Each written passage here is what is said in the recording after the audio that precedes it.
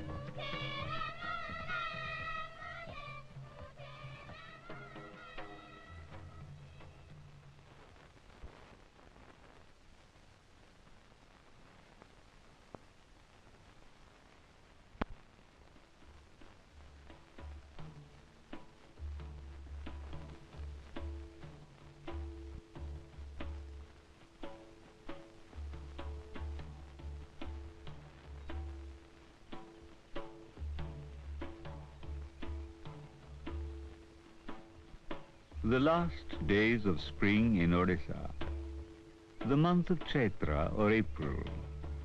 The harvest has been garnered and the bloodstream quickens to the vibrant energy of the coming summer. It is a time of thanksgiving for the season gone and hope for the coming year.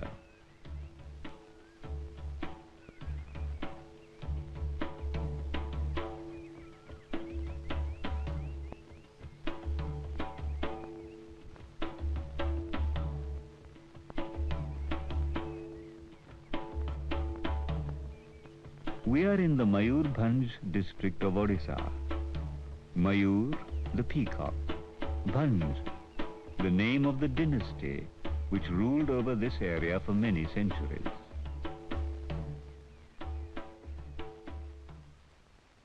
In the month of Chaitra is the Chaitra Parva, a festival most celebrated in eastern India.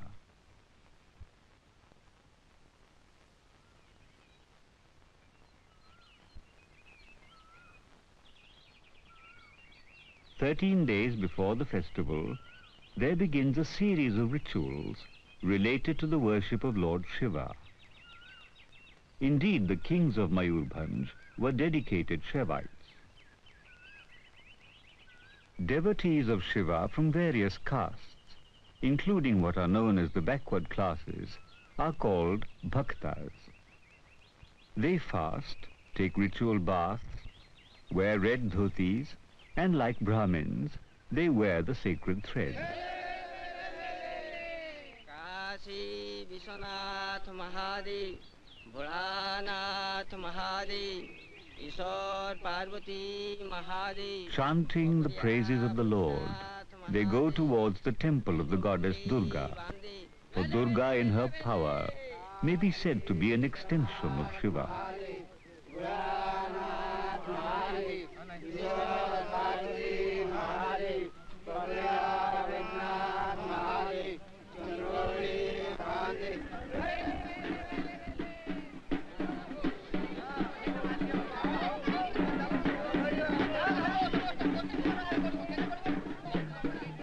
their worship of Lord Shiva, the bhaktas go through 3 trials to affirm their faith. First, they prove that thorns do not affect them.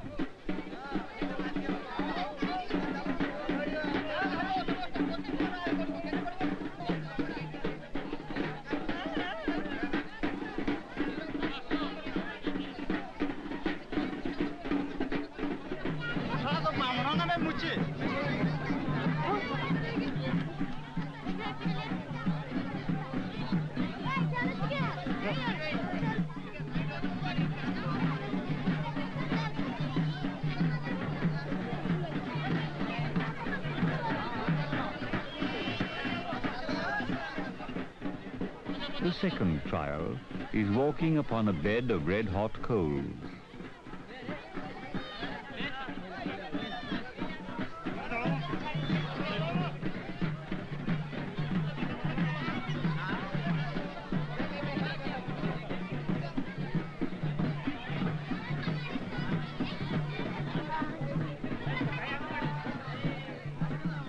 The third trial is swinging upon a high pole. The pole is a symbol of fertility around which life swings.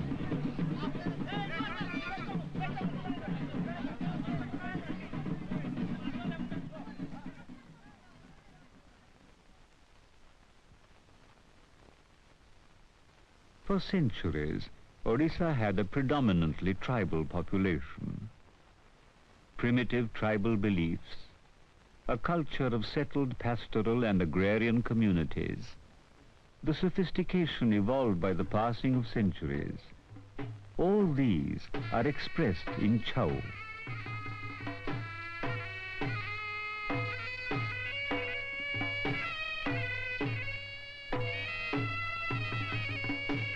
On the day the Chaitra festival begins, the Chhau dancers, wearing new clothes, led by their ustads or gurus and accompanied by musicians, go to worship Bhairav, an aspect of Lord Shiva.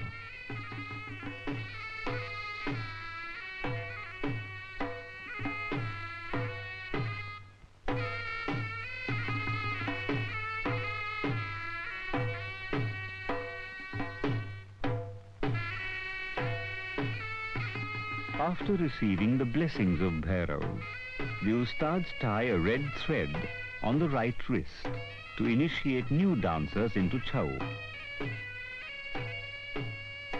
To provide healthy competition, the Mayurbhanj kings divided the Chhau dancers into 2 groups, one wearing yellow and the other pink.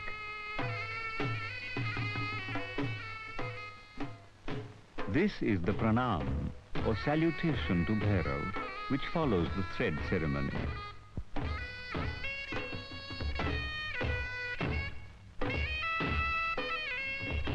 Although the origin of Chhau is shrouded in mystery, most of the evidence points to a warlike beginning. The word Chhau means to hunt or to attack stealthily. In Chhau, the basic stance involves the right arm uplifted and the left near the waist, indicating a sword held aloft and a shield for protection of the body. It is no wonder, then, that this tough and strenuous dance was beyond the delicate feminine frame. So, even female roles came to be played by men.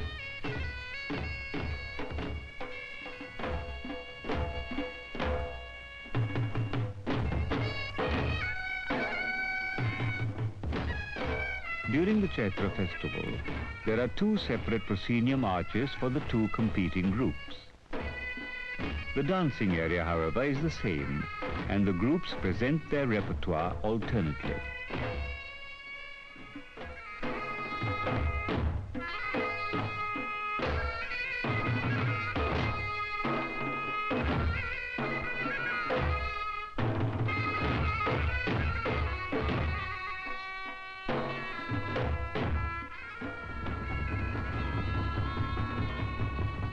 The dancers come onto the performing area, each with a specific stance and gait, which denotes the character he is playing.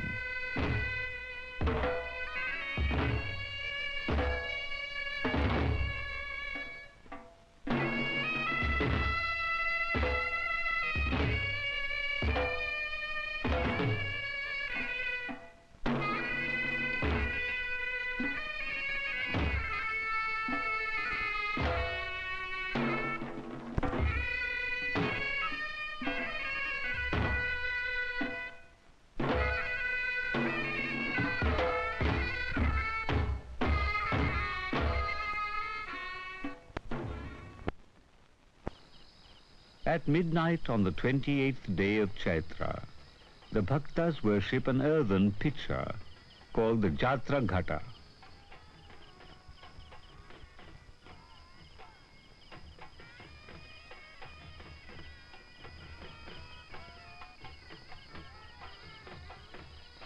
The earthenware pot, a symbol of fertility and plenty, is filled with holy water and painted red.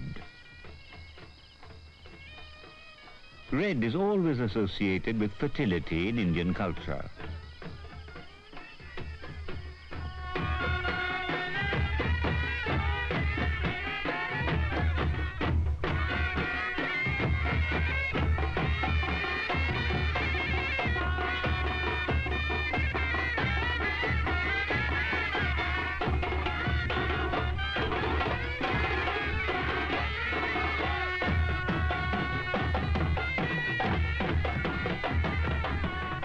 The Chhau dancers have kept the audience entertained up to midnight. Now it is time for the Bhaktas to perform a simple dance in honor of Lord Shiva.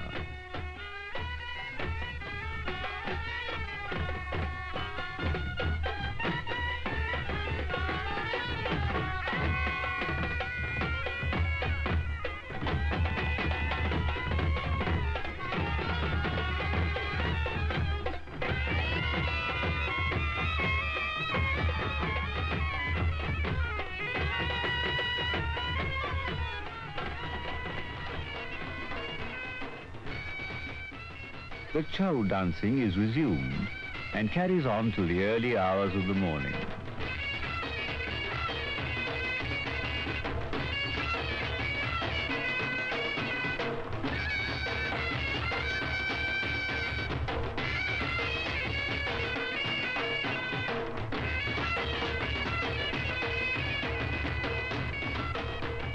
In eastern India, the Chhau dance developed three distinct forms. In Saraikela and Purulia, where masks were used, and in Mayurbhanj, where the masks have been discarded to make possible greater physical mobility.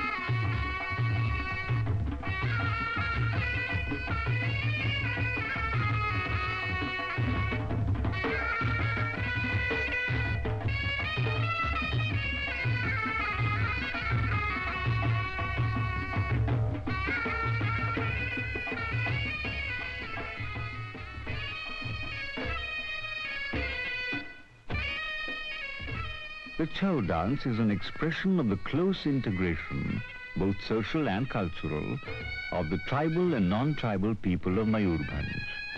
Indeed, in the old days, the king himself used to dance with the people.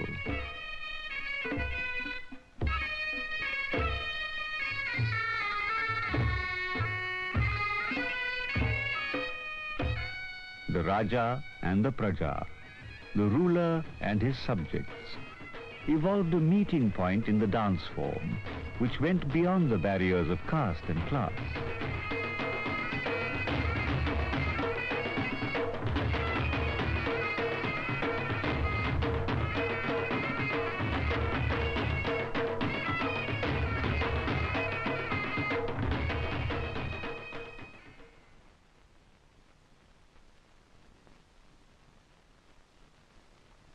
When Chhau was exclusively under royal patronage, it was only presented during Chaitra Parva for 3 consecutive nights.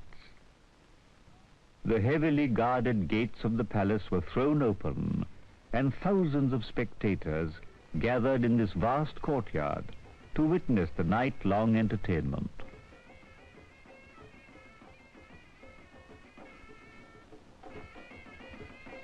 The Chhau dance kept alive the age-old martial customs of Odisha. But in perpetuating this art form, innovators drew freely from other forms and in the process established a grammar of its own.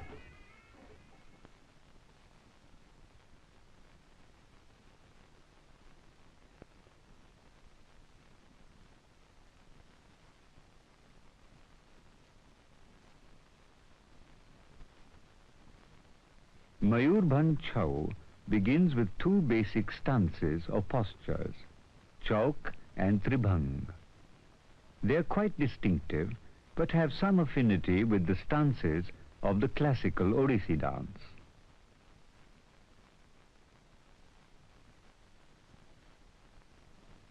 Nevertheless, the Chauk of Chhau is martial in character, whereas in Odissi it is mellow with devotional overtones.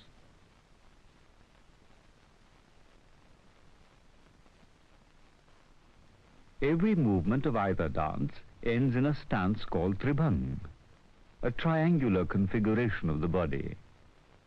Chhau has an open Tribhang, whereas Odissi has a closed Tribhang. All topkas, uflis and bhangis emerge from these 2 basic stances.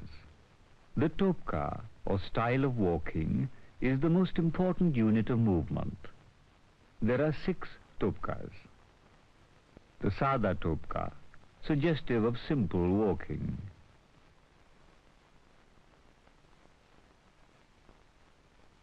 The Lehra topka, suggestive of ripples or zigzag paths.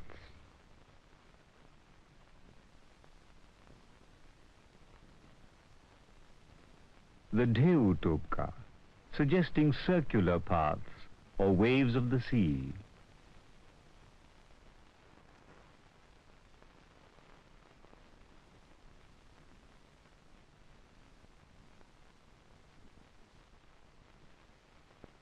The Mura topka, or complex movements of the torso.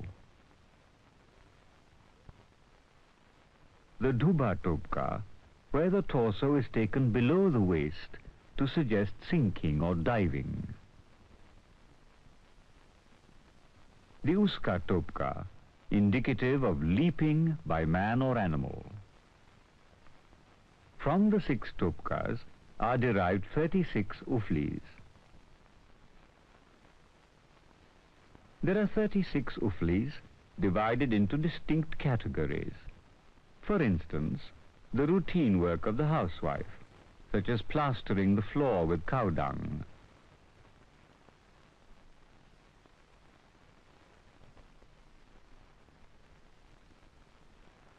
Picking up cow dung. In the topka, the imagery is conjured mainly through the flexing of the upper body. In the ufli, the emphasis is on the legs. In effect, the legs replace the movement of the arms.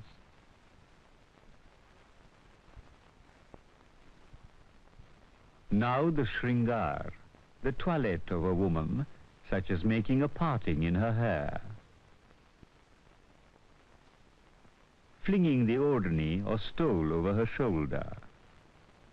Another category of ufli relates to the behavior of birds and animals. A crane searching for fish.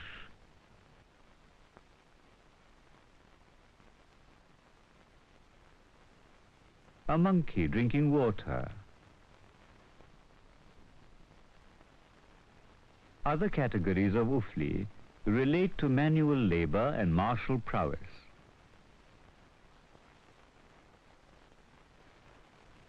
Apart from the 36 uflis, there are more than 200 upa uflis. For instance, the ring palta, which is acrobatic.